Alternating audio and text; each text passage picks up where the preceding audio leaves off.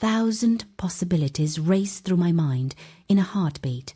Was it some childhood trauma that had left him uninterested in women? Was it the crushing pressure of the firm? Or was I simply failing to ignite even a spark of attraction in him?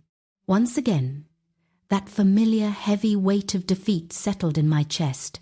I pulled my dress back into place, my movements stiff and robotic. Suddenly, Cooper yanked me against his chest. His jaw was clenched, his voice thick with a raw, hollow frustration. "I'm sorry." "Don't bother," I muttered.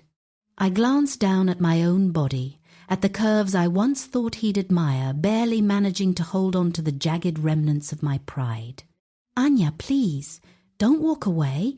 He ran a hand through his hair, his fingers trembling. He looked desperate for a forgiveness I wasn't sure I had left to give.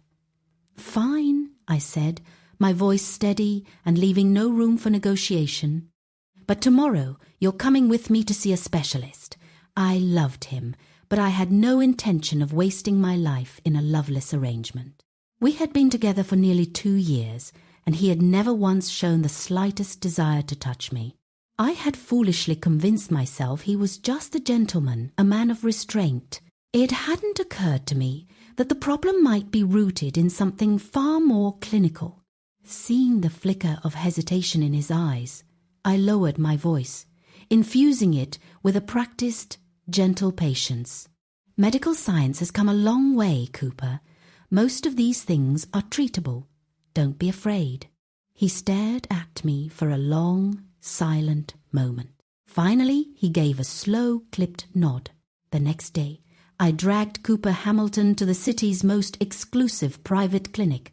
I'd burned through every favor I had just to snag a priority appointment. By the time his name was called, I followed him straight into the exam room.